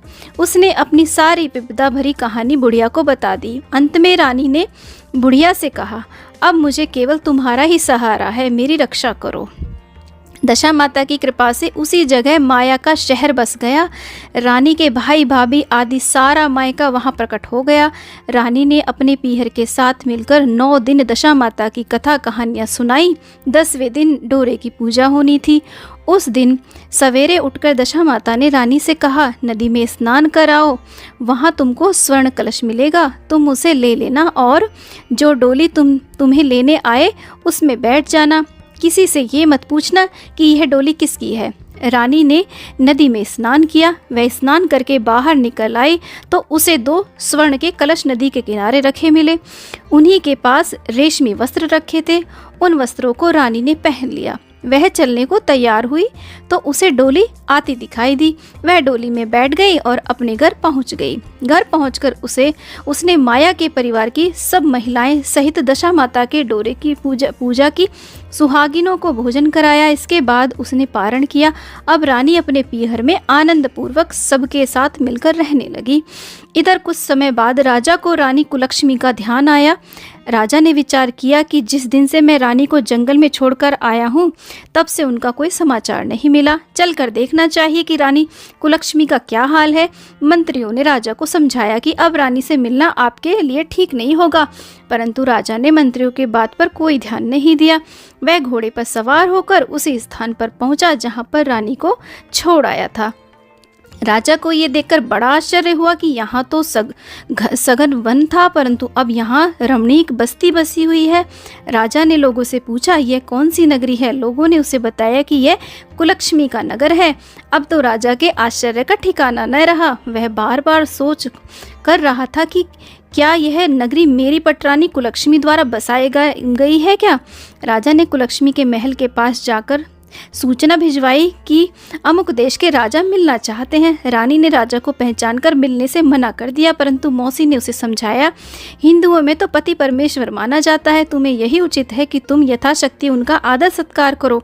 मौसी के कहने पर रानी कुलक्ष्मी ने राजा को महल में बुलवाया। दोपहर को राजा को भोजन कर बुलाया गया। राजा के साथ नाई भी था। रानी राजा और नाई को भोजन कराने लगी। पहली बार रानी ने नाई की पत्तल पर भोजन परोसा तो नाई ने रानी के पैर पर एक छींटा लगाया। रानी इस भेद को नहीं समझ सकी कि नाई ने उसके पैर पर रायते का छींटा क्यों मारा। रानी दूसरी बार पोशाक बदलकर फिर आई। राजा मन में सोचने लगा कि यहाँ तो बहुत सी रानियाँ हैं, सबकी शकल एक जैसी है, मैं अपनी रानी को कैसे पहचानूंगा। डेरे आकर राजा ने नाई से कहा, यहाँ तो कई रानियाँ हैं, मैं अपनी रानी को कैसे पहचानूं। नाई बड़ा चतुर था। वह बोला, रानी तो एक ही है, परंतु वह पोशाक बदल बदल कर हमारे सामने आ रही है। राजा ने नाई से पूछा, तुझे कैसे पता चला कि रानी एक ही है? नाई बोला कि मैंने उसके पैर पर रायते का छींटा मारा था। वह 3 बार कपड़े बदलकर हमारे सामने आई, परंतु वह छींटा उनके पैर पर 3 बार लगा था। अगले दिन रानी ने राजा को अपने महल में बुलवाया। राजा को अपनी मेज पर बैठाकर खाने के लिए पान का बीड़ा दिया। पान खाकर राजा पलंग पर लेट गया और रानी उसके पैर दबाने लगी। राजा ने रानी से अपने किए के लिए क्षमा मांगी। रानी को अपनी राजधानी में चलने को कहा। रानी ने कहा, आप मुझे किस मुंह से चलने को कह रहे हो? आप तो मुझे जंगल में अकेला छोड़कर चले गए थे। आप तो दूसरी रानी के कहने में आकर के आपने मेरा परित्याग कर दिया है। यह तो मेरी मौसी का किया हुआ है, उसी के कारण यह सब वैभव मुझे प्राप्त हुआ है, वरना आप तो मेरा सर्वनाश कर चुके थे। राजा ने रानी को बहुत समझाया। तब रानी बोली कि मैं केवल एक शर्त पर आपके साथ चल सकती हूँ। आप मेरी मौसी से वरदान मांगेंगे कि यह नगरी आपकी राजधानी के पास पहुँचा दे, जिससे जब मेरा मन चाहे आपके पास रहूं और जब जी चाहे तो मौसी के दिए महल में चली जाऊं। मेरी मौसी बड़ी दयालु है, संभव है कि वह हमारी बात मान जाए। राजा ने दशा माता मौसी से प्रार्थना की। मौसी ने राजा की बात मानकर दोनों शहरों को पास पास स्थापित कर दिया, मानो एक दूसरे के ही भाग हो। राजा ने दशा माता की कृपा का फल जानकर शहर में ढिंढोरा पिटवाया कि उसकी प्रजा दशा माता की पूजा किया करे। भगवती दशा माता ने जिस प्रकार कुलक्ष्मी पर दया करी, वैसे ही सब पर दया करियो। जय हो दशा मैया की। दशा माता की 7वीं कथा, कोमलांगी और ज्योति स्वरूप की कथा। एक राजा था, उसकी रानी कोमलांगी थी। वह फूलों की सैया पर सोया करती थी। एक दिन फूलों के साथ कच्ची कली भी आ गई। कच्ची कली के कारण उसे सारी रात नींद नहीं आई। वह करवटें बदलती रही। राजा ने पूछा, प्रिय, आज क्या बात है जो तुम्हें नींद नहीं आ रही है? रानी ने बताया कि आज फूलों में एक कच्ची कली आ गई है, वह मेरे शरीर में चुभ रही है, इसी कारण मुझे नींद नहीं आ रही। राजा ने शयनकाल में एक दीपक जला रखा था, जिसे ज्योति स्वरूप कहते थे। ज्योति स्वरूप रानी की बात सुनकर हंसा। राजा ने हाथ जोड़कर उससे हंसने का कारण पूछा। ज्योति स्वरूप ने बताया कि अभी तो रानी को कच्ची कली के कारण इतनी तकलीफ हो रही है, कल सवेरे होने पर जब रानी को सिर पर बोझा ढोना पड़ेगा तब इनकी क्या गत बनेगी। राजा ने पूछा, क्या मेरे जीवित रहते ऐसा संभव है? तब दीपक ज्योति स्वरूप ने उत्तर दिया, हाँ संभव है, तुम्हारे जीते जी संभव है। ज्योति स्वरूप की बात सुनकर राजा के मन में सोचा कि देववाणी कभी भी असत्य नहीं होती।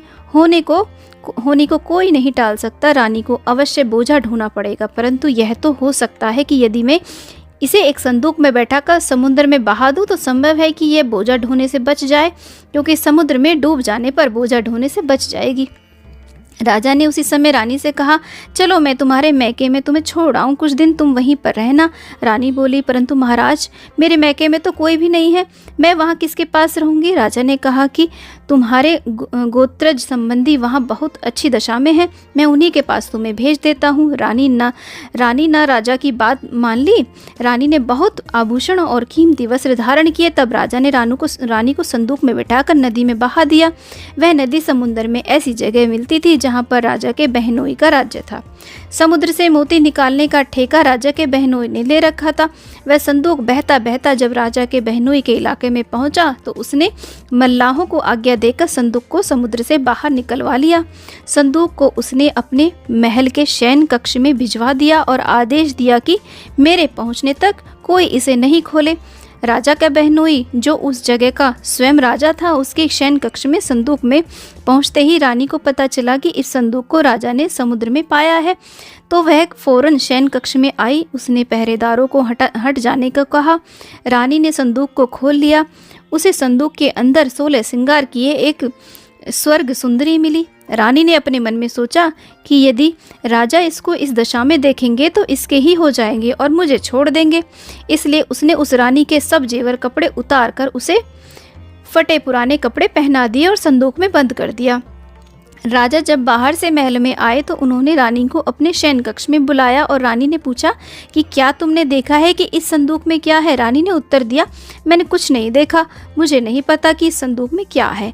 राजा ने रानी के सामने संदूक खुलवाया तो उसे संदूक के अंदर फटे पुराने कपड़े पहने एक स्त्री दिखाई दी जो भिखारिन सी लग रही थी। रानी ने कहा, यह कोई भिखारिन लग रही है, इसको कारखाने में भिजवा दिया जाए, वहाँ लकड़ी ढोकर अपना जीवन निर्वाह करती रहेगी। राजा ने रानी के कहे अनुसार उसे कारखाने में भिजवा दिया।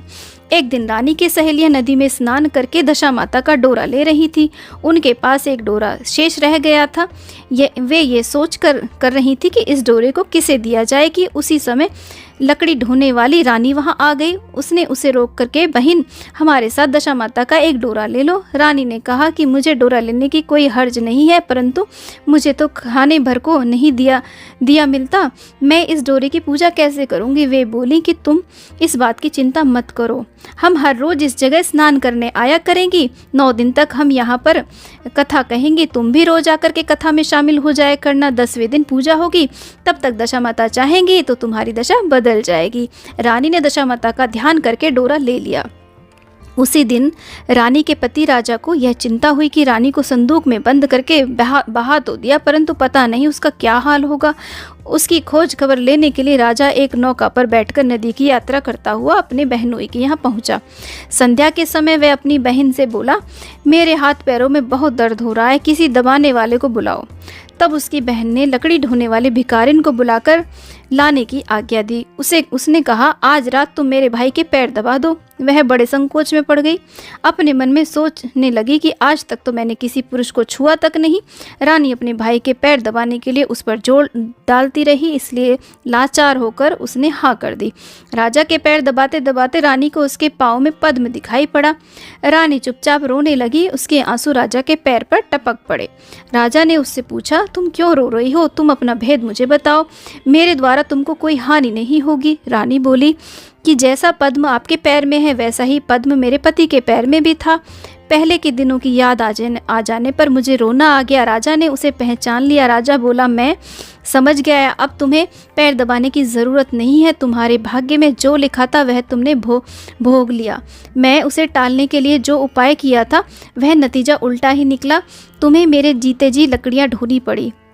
सवेरा हुआ परंतु अतिथि राजा सोकर नहीं उठा। न पैर दबाने वाली दासी ही कमरे से बाहर निकली। राजा की बहन को चिंता होने लगी। थोड़ी देर बाद दासी कमरे से बाहर निकली और कारखाने में काम करने चली गई। रानी ने कमरे में जाकर अपने भाई को जगाया। उसका भाई बोला, मेरी तबीयत ठीक नहीं है, मेरा सिर दर्द कर रहा है, मैं अभी आराम करना चाहता हूँ, मेरा मन भी बहुत व्याकुल हो रहा है। रानी ने पूछा कि आखिर बात क्या है, तुम कुछ तो बताओ। राजा ने कहा, बड़ी शर्म की बात है, मैंने तुम्हारी भाभी को जानबूझकर संदूक में बिठाकर तुम्हारे पास इसलिए भेजा था कि इसे यहाँ आराम से रखा जाएगा, परंतु उसे तो यहाँ लकड़ियाँ ढोनी पड़ रही हैं। उसके तुमने सारे गहने कपड़े उतार कर उसे रास्ते की भिखारिन बना दिया। उसकी बहन बोली, मैंने उसे नहीं पहचाना। उसने दासियों को भेजकर उसे चुपचाप अपने पास बुलाया।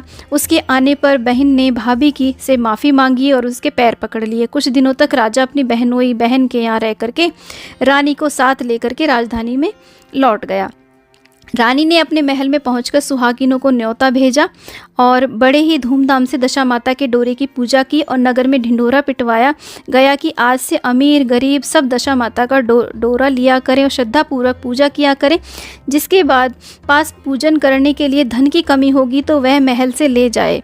जिस प्रकार रानी के दिन दशा माता ने फेरे, वैसे ही सबके दिन फेरियो। जय हो दशा मैया की। दशा माता की 8वीं कथा, नर और मादा पक्षी वाली कहानी।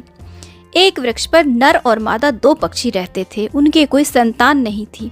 अन्य पक्षी मादा पक्षी को बांझ कह करके उससे घृणा करते थे।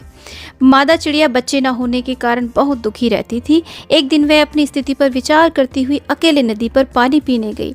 वहां पर कुछ स्त्रियां दशा माता का डोरा ले रही थीं। उनका एक डोरा शेष बच गया। उन्हें कोई उच्च वर्ग की स्त्री नहीं दिखाई दी जिसे वे डोरा दे देती। उन्होंने सोचा, इस चिड़िया के गले में इस डोरे को बांध देते हैं। यह यहाँ रोज आकर के कथा सुन लिया करेगी। इसे पूजन की विधि बता देंगे तो ये भी पूजन के दिन पूजा कर लेगी। तदनुसार उन्होंने चिड़िया के गले में दशा माता का डोरा बांध दिया और उसे समझाया कि प्रतिदिन 9 दिन तक यहाँ आकर कहानी सुन लिया करो।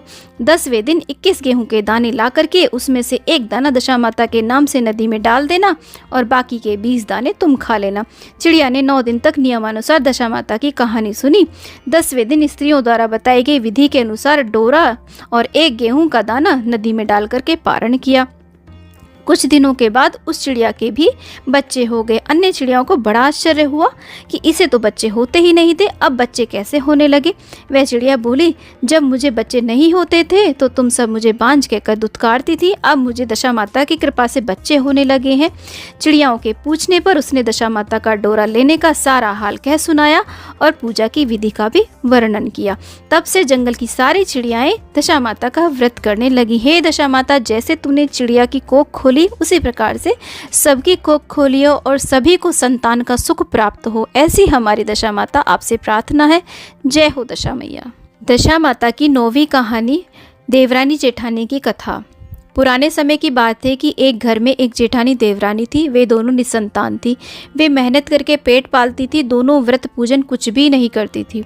एक दिन दोनों प्रातःकाल गांव में आग लेने गई। उस दिन गांव में दशा माता का पूजन था, इसलिए उन्हें किसी के यहाँ से भी आग नहीं मिली। आग न मिलने पर जेठानी देवरानी से बोली, आज हम दोनों का भी व्रत रहेगा। शाम को आग मिलने पर ही रसोई बना करके भोजन करेंगी। शाम हो जाने पर जेठानी अपनी पड़ोसन के यहाँ से आग लेने गई। पड़ोसन ने उसे आदरपूर्वक बिठाया। जेठानी ने पड़ोसन से पूछा, दशा माता का पूजन करने से क्या होता है। पड़ोसन ने बताया कि जिस बात की इच्छा करके डोरा लिया जाता है वह इच्छा अवश्य ही पूर्ण हो जाती है। जेठानी यह सुनकर पड़ोसन से बोली, अगली बार जब डोरा लेना हो तो मुझे भी बता देना, मैं भी डोरा लूंगी। जेठानी जैसे ही आग लेकर के घर से बाहर आई तो उसे गाय चरकर आती दिखाई दी। ग्वाला पीछे आ रहा था। उसके कंधे पर एक बछड़ा था और एक गाय बछड़े को चाट रही थी। पड़ोसन ने ग्वाले से पूछा, तुम्हारी गाय के पहली बार प्रसव हुआ है क्या? ग्वाले ने बताया कि हाँ। पड़ोसन ने फिर पूछा, गाय ने बछड़ा दिया है या बछिया? ग्वाला बोला बछड़ा। यह जानकर जेठानी से पड़ोसन ने कहा, घर जाकर दशा माता का डोरा ले लो। 9 दिन तक व्रत रखकर कथा सुनना। 10वें दिन सिर सहित स्नान करके पूजन करना। दशा माता चाहेंगी तो 10 दिन के भीतर ही तुम्हारी मनोकामना पूर्ण हो जाएगी। जेठानी ने घर जाकर सारी बातें देवरानी को बताई। दोनों ने दशा माता से मनौती मांगी कि यदि हम दोनों की संतानें होंगी तो हम सुहागिनों को न्योता देंगे। दोनों ने दशा माता का डोरा ले लिया। दशा माता की कृपा से डोरे की पूजा करने से पहले ही दोनों देवरानी जेठानी गर्भवती हो गई। 9 महीने 9 दिन के बाद दोनों ने 2 लड़कों को जन्म दिया। बालकों के नामकरण संस्कार के बाद देवरानी ने जेठानी से कहा, हमने जो सुहागिनों को न्योतने की मानौती मांगी थी अब उसे पूरा करना चाहिए। जेठानी ने कहा कि अभी ऐसी क्या जल्दी है, जब लड़कों का अन्नप्राशन संस्कार होगा तब सुहागिनों को न्योता दे देंगे। जब लड़कों का अन्नप्राशन संस्कार हुआ तब देवरानी ने जेठानी से सुहागिनों को न्योता देने की बात कही, परंतु जेठानी ने बात को टाल दिया और कहा लड़कों के मुंडन संस्कार पर सुहागिनों को न्योता दे देंगे। होते होते कुछ समय बाद लड़कों का मुंडन संस्कार भी हो गया। देवरानी ने जेठानी को सुहागिनों को न्योता देने की बात फिर से कही। जेठानी बोली लड़कों की सगाई के समय ही सुहागिनों को न्योता दे देंगे। लड़के बड़े हो गए, उनकी सगाई भी हो गई, परंतु जेठानी ने अब की बार भी सुहागिनें नहीं न्योती। जेठानी बोली जिस दिन लड़कों के फेरे होंगे उसी दिन सुहागिनों को न्योता दे देंगे। इस पर देवरानी बोली बहन तुम्हारी जब इच्छा हो तब सुहागिनों को न्योता देना, परंतु मैं तो लग्न के दिन ही सुहागिनों को न्योता दूंगी। देवरानी ने लग्न के दिन ही सुहागिनों को न्योता दिया, परंतु जेठानी ने इसकी कोई भी परवाह नहीं करी। लग्न के बाद मात्र का पूजन करके दोनों दूल्हे बारात सजा करके बैंड बाजे सहित ब्याहने चल दिए। देवरानी के बेटे का विवाह तो बड़े धूमधाम से सकुशल पूर्ण हो गया, परंतु जेठानी ने सुहागिनों को न्योता नहीं दिया था, इसलिए दशा माता ठीक फेरों से पहले उसे उठा करके ले गई। दूल्हे के सहसा गायब हो जाने के कारण वर कन्या पक्ष दोनों में हाहाकार मच गया। उसकी बारात खाली हाथ लौटकर आई, परंतु लड़की की माता बड़े संकट में पड़ गई कि इस अधब्याही लड़की से कौन विवाह करेगा। पड़ोस की चतुर सुहागिनों ने लड़की की माता को समझाया कि ब्याह का जो सामान बचा है उस सामान को लड़की के हवाले कर दिया जाए, लड़के भिखारिनों को सदाव्रत देने लगेगी। एक दिन एक साधु तीर्थ यात्रा करता हुआ वहां आया। गांव से घने जंगल में एक पीपल का पेड़ था। लोग इस पीपल के पेड़ को पारस पीपल कहते थे। उस पेड़ पर दशा माता का निवास था। साधु चलता चलता शाम को उसी पेड़ के नीचे ठहर गया। झाड़ूदार ने आकर उस पेड़ के नीचे मैदान में झाड़ू लगाई। भिस्ती ने मस्क से वहां पर छिड़काव किया और माली ने यह सब फूल बिखेर दिए। तब अनेक देवता अनेक प्रकार की पोशाक पहनकर आने लगे और स्थान पर बैठने लगे। सबसे बाद में स्वर्ग के राजा इंद्र का सिंहासन उतरा। इसी के साथ स्वर्ग की अप्सराएं आकर के सिंहासन के चारों ओर नाचने लगी। उसी समय अधब्याहे लड़के को गोद में लेकर के दशा माता पीपल के पेड़ के नीचे उतरी। इंद्र के साथ स्वर्ग से एक सुरा गाय भी आई। उसने 2 गिलास दूध दिया। लड़के ने अधब्याहे के भाग का 1 गिलास रख दिया, दूसरे गिलास का दूध पी लिया। जब तक अप्सराओं का नाच गाना होता रहा दशा माता लड़के को गोद में लेकर बैठी रही। प्रातःकाल होते ही देवताओं का दरबार भंग हुआ। साधु भी वहां से चलकर गांव में आ गया। साधु महाराज गांव में भिक्षा मांगते मांगते अधब्याहे लड़के के घर पहुंचा। लड़की ने आदर पूर्वक साधु को बैठाया और भोजन तैयार किया। लड़की ने 3 पत्तल परोस कर रखे। पहली पत्तल अधब्याहे अपने पति के लिए रखी, दूसरी पत्तल बाबा जी के सामने रखी और 1 पत्तल अपने सामने रखी। बाबा ने अपने आप कहा वाह, जो बात मैंने रात देखी वही बात यहाँ भी देखने को मिल रही है। लड़की ने पूछा क्या बात है बाबा जी? साधु बाबा ने बात को टालते हुए कहा हम बैरागी लोग हैं, ऐसी अनेक बातें कहते रहते हैं, तुम्हें ऐसी बात बताने से क्या मतलब? तुम तो भोजन करो और भगवान का भजन करो। लड़की ने हट पकड़ ली। उसने कहा जब तक आप अपनी कही बात का खुलासा नहीं करोगे मैं भोजन नहीं करूंगी। इस पर भी साधु चुप रहे। तब लड़की बोली कि आप साधु हैं, मैं सती हूँ। आप या तो अपने कथन को स्पष्ट कर दीजिए या मैं आपको श्राप दे दूंगी। तब साधु बाबा ने रात का सारा किस्सा कह सुनाया। यह सुनकर लड़की ने बाबा के साथ पीपल के पेड़ के पास जाने का निश्चय कर लिया। साधु बाबा आगे चले और लड़की उनके पीछे पीछे चलती रही। साधु बाबा लड़की को पारस पीपल के पास छोड़कर चले गए। संध्या होने पर नित्य की तरह जमादार ने झाड़ू लगाई, भिस्ती ने अपनी मस्क से पानी का छिड़काव किया, माली ने फूल बिछाए, देवताओं के राजा इंद्र आए, अप्सराओं का नाच गाना प्रारंभ हो गया। उसी समय दशा माता पीपल के पेड़ पर से उतरकर दरबार में बैठ गई। लड़के ने सुरा गाय का दूध पी लिया और 1 गिलास अधब्याही लड़की के लिए रख दिया। जैसे ही लड़के ने दूध का गिलास मुंह पर लगाया त्यों ही लड़की दूसरा गिलास हाथ में लेकर वर के सामने आ गई। वह बोली अपना भाग लेने के लिए उपस्थित हूँ, मेरे लिए क्या आज्ञा है? मैं सेवा करने के लिए तैयार हूँ। तब लड़का बोला मैं इस तरह से तुमसे नहीं मिल सकता। मैं दशा माता की सेवा में रहता हूँ। मुझे अभी दरबार में जाकर दशा माता की गोद में बैठना होगा। यदि तुम मुझे प्यार करती हो तो दशा माता को प्रसन्न करके उनसे मुझे अपने लिए मांग सकती हो, तब मैं तुम्हारा हो सकता हूँ। लड़का दूध पीकर दशा माता की गोद में जाकर के बैठ गया। लड़की अप्सराओं के साथ नाचने गाने लगी। जब सवेरा हुआ तो दशा माता ने इस नई लड़की को बुलाकर पूछा, तुम कौन हो? तुम्हारे नाचने से तो मैं बहुत प्रसन्न हूँ। जो कुछ मांगना हो सो मांग लो। लड़की ने दशा माता से वचन लिया, मैं जो कुछ मांगूंगी आप मुझे प्रदान करेंगी। तथास्तु कहने के बाद लड़की ने दशा माता से अपने पति को पकड़कर कहा, मुझे यही चाहिए। दशा माता ने कहा, तूने मांगा तो बहुत, परंतु मैं वचन दे चुकी हूँ, इसी कारण से मैं तेरे पति को तुझे वापस देती हूँ। राजा इंद्र ने पूछा कि भगवती यह सब क्या राज है?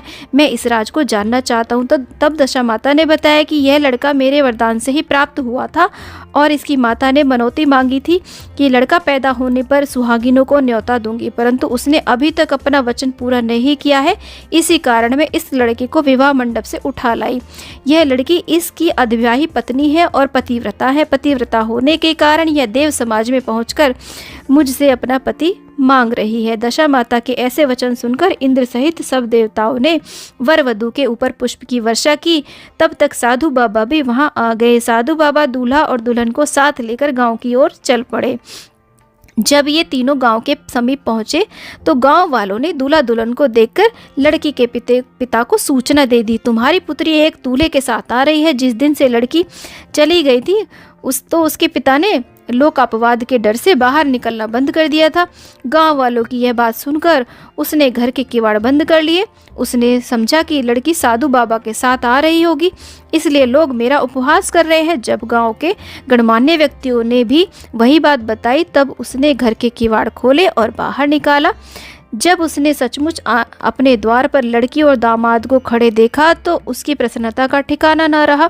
लड़की के पिता ने इस खुशी के मौके पर बहुत दान पुण्य किए और फिर से विवाह की तैयारी की। लड़की ने अपनी माता से कहा कि इस तरह से विवाह नहीं होगा, पहले दूल्हे की माता सुहागिनों को न्योता देकर बारात लेकर आए, तब विवाह के नेक पूरे किए जाएं। लड़की के पिता ने लड़के के घर जाकर खबर भेजी। लड़के की मां ने पहले सुहागिनों को न्योता दिया, तब बारात चली। बड़ी धूमधाम से विवाह हुआ। वर वधू दोनों अपने घर आ गए। वधू की खुशी में लड़के की माता ने दोबारा सुहागिनों को न्योता दिया। उसी समय से विवाह के दिन वर के घर सुहागिनों को न्योता देने की प्रथा चली आ रही है। दशा माता ने जिस तरीके से सती की दशा बदली, वैसे ही सबकी दशा का कल्याण करे। जय हो दशा मैया। दशा माता की 10वीं कथा, बुढ़िया और उसके बेटे की कहानी। एक गांव में एक बुढ़िया ब्राह्मणी रहती थी। वह बहुत ही गरीब थी। उसके एक बेटा था। एक दिन वह अपने बेटे से बोली, बेटा कुछ ऐसा काम करो जिससे 4 पैसे की आमदनी हो और हम दोनों का जीवन निर्वाह हो सके। अब मेरे तो बुढ़ापे के कारण हाथ पैरों ने जवाब दे दिया है। तब उसका लड़का गांव वालों के जानवर चराने लगा। एक दिन लड़का पशुओं को पानी पिलाने नदी पर ले गया। वहां पर महिलाएं स्नान करके दशा माता का डोरा ले रही थी। उनके पास एक डोरा बच गया था। उनमें से एक स्त्री ने कहा कि इस लड़के से पूछो कि ये किसका है। तब एक स्त्री लड़के के पास जाकर पूछने लगी, तुम्हारे घर में कौन कौन है? लड़के ने बताया कि केवल मेरी बूढ़ी माँ है। स्त्रियों ने लड़के को एक डोरा देते हुए कहा कि तुम इसे ले जाकर अपनी माता को दे देना और कहना कि वो इसका पूजन और व्रत करें। हम तुम्हें सीधा और पूजा की सामग्री भी देते हैं, इसे भी अपनी माता को दे देना। लड़के ने उनसे डोरा लिया, फिर सब स्त्रियों ने उसे सीधा भी दिया। लड़का उस सामान को लेकर के घर आया। उसने दरवाजे से ही माँ को पुकार कर कहा, गठरी को उतार लो, मैं बोझ से दबा जा रहा हूँ। उसकी माँ बहुत प्रसन्न हुई। माँ ने बेटे से पूछा, ये सब कहाँ से लाए हो? लड़के ने माँ को सब समाचार सुनाकर दशा माता का डोरा भी दे दिया। बुढ़िया ने डोरे को लेकर के माथे से लगाया और उस दिन से व्रत करने लगी। 9 दिन तक कथा कहानी कहती रही। 10वें दिन उसने डोरे की पूजन की तैयारी शुरू की। वह देहरी के बाहर गोबर से लीप ही रही थी। उसी समय एक बहुत ही गरीब बुढ़िया आकर बोली, क्या कर रही हो बहन? उसने जवाब दिया कि आज मेरे घर पे दशा माता का पूजन है, इसलिए लीप रही हूँ। उस बुढ़िया रूपी दशा माता ने कहा, मुझे बहुत प्यास लगी है, थोड़ा सा पानी पिला दे। इस पर लड़के की माता बोलती है, मैं तो इस मिट्टी के बर्तन से ही पानी पीती हूँ, मेरे यहाँ लोटा लुटिया कुछ भी नहीं है, तुमको पानी किस में भर के दूँ? एक कटोरी ही है मेरे घर में, पता नहीं वह भी कहाँ पड़ी होगी, जरा तुम ठहरो, मैं कटोरी ले आऊँ। तब तुमको पानी पिलाऊंगी। बुढ़िया हाथ धोकर अंदर कटोरी लेने गई। इसी बीच दशा माता, जिन्होंने बुढ़िया का रूप धारण कर रखा था, उसके मटके रखने की जगह पर एक सोने का घड़ा रखकर अंतर्ध्यान हो गई। बुढ़िया कटोरी लेकर मटके के पास आई। वहाँ सोने का घड़ा देखकर घबरा गई। वह मन में सोचने लगी कि मुझ पर बुढ़ापे में चोरी का नाम लगेगा, मैं चोर कहलाऊंगी। वह इस चिंता में दशा माता रूपी बुढ़िया को खोजने निकल पड़ी। तब तक उसका लड़का भी घर आ गया। उसने माँ से पूछा, तुम किसे खोज रही हो? उसने बताया, अभी क्षीण अवस्था में बुढ़िया आई थी, वह यहाँ सोने का घड़ा रख कर न जाने कहाँ चली गई है। लड़के ने बताया, वे ही तो दशा माता थी, उन्होंने तुमको ये घड़ा दिया है।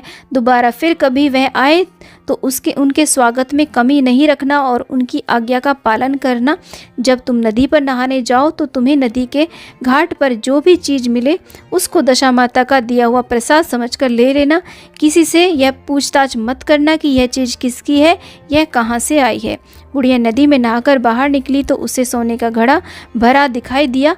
उसके पास ही अच्छे वस्त्र रखे थे। बुढ़िया ने कपड़ों को पहन लिया और घड़े को हाथ में लेकर के चलने की तैयारी की कि 4 कहार एक डोली लेकर के उसके पास आ गए। कहारों ने उसे डोली में बैठने को कहा। बुढ़िया जब घर पहुंची तो उसने देखा कि वहां तो एक आलीशान महल खड़ा हुआ है। बुढ़िया महल के अंदर चली गई। वहां उसने श्रद्धापूर्वक और भक्ति भाव से दशा माता के डोरे का पूजन किया और हाथ जोड़कर वरदान मांगा कि जिस प्रकार तुमने मुझे संपत्ति दी है उसी प्रकार मेरे घर में एक सुशील बहू भी आ जाए, तभी यह सब शोभा देगा। कुछ दिनों बाद लड़के का विवाह हो गया। बहुत ही सुंदर व सुशील बहू बुढ़िया के घर आ गई। बुढ़िया ने दोबारा दशा माता से वर मांगा कि मेरे बहू बेटे सुशील और सज्जन हैं, उसी प्रकार से कि मैं पौत्र पाऊं। कुछ दिनों बाद बुढ़िया के यहाँ एक पौत्र पैदा हुआ। एक दिन बुढ़िया ने अपनी बहू को पास में बिठा करके समझाया कि मेरी यह सब संपत्ति दशा माता की प्रदान की हुई है, उन्हीं की कृपा से तुम इस घर में आई हो। मेरे नहीं रहने के बाद यदि कोई मेरे मैले कुचैले कपड़े धारण किए हुए तुम्हारे घर पर आए तो उसे आंचल के छोर से पोछा डालना, घिन मत करना, उससे प्रार्थना करना, यह सब उसका ही दिया हुआ है। जब भी दशा माता का डोरा लेना हो तब उसको तुम भी अवश्य लेना और श्रद्धापूर्वक उसका पूजन करना। जब भी तुम्हारे ऊपर संकट के बादल घिराएं तो सुहागिनों को न्योता देना। दशा माता की कृपा से तुम्हारी सब इच्छाएं पूर्ण हो जाएंगी। कुछ दिनों के बाद बुढ़िया का स्वर्गवास हो गया। दशा माता ने सोचा कि बुढ़िया के घर चलकर देखना चाहिए कि उसकी बहू सास के वचनों का पालन करती है या नहीं करती है। एक दिन दशा माता ने वृद्ध भिखारिन का वेश बना करके उसके घर गई। उसे देखते ही बहू खड़ी हो गई, उसके पांव छुए और बालक को उसकी गोद में डाल दिया। उसकी श्रद्धा भक्ति से दशा माता बहुत प्रसन्न हुई। उन्होंने आशीर्वाद दिया कि तेरी धर्म बुद्धि है, भगवान तेरा सदैव कल्याण करे, भंडार पूरा भरे, तू ही जो इच्छा करेगी वह तुझे अवश्य ही प्राप्त होगी। दशा माता ने जैसी कृपा बुढ़िया ब्राह्मणी पर की वैसे ही सब पर कीजो। जय हो दशा मैया की। दशा माता की 10 कथाएं करने के बाद में हमें विनायक जी की यानी कि गणेश जी की कथा ज़रूर सुननी चाहिए, तभी हमें 10 कथाएं सुनने का पूरा लाभ मिलता है, नहीं तो हमारा ये पूजन अधूरा रह जाता है। गणेश जी की बहुत सारी कथाएं प्रचलित है, जिनमें से आज मैं आपको एक सुनाने जा रही हूँ। तो सर्वप्रथम हम गणेश जी का ध्यान करेंगे, उसके बाद में ध्यानपूर्वक कथा का श्रवण करेंगे। एक बार गणेश जी एक छोटे बालक के रूप में चुग्गे में चावल और चम्मच में दूध लेकर के निकले। वे हर किसी से कह रहे थे, कोई मेरी खीर बना दो, कोई मेरी खीर बना दो। एक बुढ़िया बैठी थी, उसने कहा, ला मैं तेरी खीर बना दूं। वह छोटा सा बर्तन चढ़ाने लगी। तब गणेश जी ने कहा कि दादी माँ छोटी सी भगोनी मत चढ़ाओ, तुम्हारे घर में जो सबसे बड़ा बर्तन हो वो चढ़ा दो। बुढ़िया ने वही चढ़ा दिया। वह देखती रह गई, वह तो पूरा भर गया। गणेश जी ने कहा, दादी माँ मैं नहा कर आता हूँ। खीर तैयार हो गई तो बुढ़िया के पोते पोती खीर खाने के लिए रोने लगे। बुढ़िया ने कहा, गणेश जी आपको भोग लगाऊं? यह कहकर चूल्हे में थोड़ी सी खीर डाली और कटोरे भर भर करके बच्चों को दे दी। पड़ोसन ऊपर से देख रही थी। बुढ़िया ने सोचा ये चुगली कर देगी, सो कटोरा भर करके खीर उसे भी पकड़ा दी। बेटे की बहू ने चुपके से एक कटोरा खीर खाई और कटोरा चक्की के नीचे छिपा दिया। अब भी गणेश जी नहीं आए। बुढ़िया को बहुत भूख लग रही थी। एक कटोरा खीर का भर करके किवाड़ के पीछे बैठ करके एक बार फिर से कहा, जय गणेश जी, आपको भोग लगाऊं, और खाना शुरू कर दिया। तभी गणेश जी आ गए। बुढ़िया ने कहा, आ जा रे गणेशा, खीर खा ले, मैं तो तेरी ही राह देख रही थी। गणेश जी ने कहा, दादी माँ मैंने तो खीर खा ली। बुढ़िया ने कहा, कब खाई? गणेश जी ने कहा, जब तेरे पोते पोते ने खाई तब खाई, जब तेरी पड़ोसन ने खाई तब खाई, जब तेरी बहू ने खाई तब खाई, और जब तूने खाई तब तो मेरा पेट ही भर गया। बुढ़िया ने कहा, बेटा और सारी बात तो सच है, पर बहू बिचारी का तो नाम मत लेवे, वो तो सुबह से काम में लगी हुई है, उसने खीर कब खाई? गणेश जी ने कहा, चाकी के नीचे देख ले, झूठा कटोरा पड़ा है, तूने तो मेरा भोग भी लगाया, वो तो वैसे ही खा गई। बुढ़िया ने कहा, बेटा घर की बात घर में ही रहने दो, बता बची हुई खीर का क्या करूं? गणेश जी ने कहा, नगरी को जिमा दो। लोगों को न्योता दिया तो सब हंसने लगे, बोले कल तक तो खाने का पता नहीं था, आज नगरी जिमाएंगे। फिर भी लोग आए और ठाट से जी में नगरी जिमा दी, तब भी बर्तन खाली नहीं हुआ। राजा को पता लगा तो बुढ़िया को बुलाया और कहा, क्यों बुढ़िया, ऐसा बर्तन तेरे घर में अच्छा लगे या हमारे घर में? बुढ़िया ने कहा, राजा जी आप ले लो। राजा जी ने खीर का बर्तन महल में मंगा लिया। लाते ही खीर में कीड़े मकोड़े बिच्छू कंसल हो गए और दुर्गंध आने लगी। राजा जी ने कहा, बुढ़िया बर्तन वापस ले जा, जा तुझे हमने दिया। बुढ़िया ने कहा, राजा जी आप देते तो पहले भी कभी देते, यह बर्तन तो मुझे मेरे गणेश जी ने दिया है। बुढ़िया ने बर्तन वापस ले लिया। लेते ही सुगंधित खीर हो गई। घर आकर बुढ़िया ने गणेश जी से पूछा, बची हुई खीर का क्या करूं? गणेश जी ने कहा, झोंपड़ी के कोने में खड्डा खोद कर गाड़ दे, उसी जगह सुबह उठ करके देखना, खोदेगी तो धन से भरे हुए 2 घड़े मिलेंगे। ऐसा कहकर गणेश जी अंतर ध्यान हो गए। जाते समय झोंपड़ी में लात मारते गए तो झोंपड़ी के स्थान पर महल हो गया। सुबह बहू ने फावड़ा लेकर पूरे घर को खोद दिया तो कुछ भी नहीं मिला। बहू ने कहा, सासू जी थारो गणेश जी झूठो है। सास ने कहा, महारो गणेश जी झूठो ना है, ला मैं देखूं। वह सुई लेकर खोदने लगी तो टन टन करते 2 धन से भरे हुए घड़े निकल आए। बहू ने कहा, सासू जी गणेश जी तो साचो ही है। सास ने कहा, गणेश जी तो भावना के भूखे हैं। हे गणेश जी, जैसा तुमने बुढ़िया को दिया वैसे सबको देना। कहानी कहने वाले, हुंकारा भरने वाले, कहानी सुनने वाले सबको देना। जय हो गणेश भगवान की, जय हो दशा मैया की। तो दोस्तों इस प्रकार से हमने दशा माता की 10 कथाओं का और गणेश जी की कथा का श्रवण किया। उम्मीद करती हूँ कि ये वीडियो आपके लिए बहुत ज़्यादा यूज़फुल रहेगा। वीडियो यदि थोड़ा भी यूज़फुल लगा है तो वीडियो को लाइक करें, चैनल को सब्सक्राइब करें और वीडियो को ज़्यादा से ज़्यादा शेयर करें ताकि ये वीडियो अन्य किसी के भी काम आ सके। तो आज के लिए इतना ही दोस्तों, मिलती हूँ नई वीडियो में, तब तक के लिए जय हो दशा मैया की।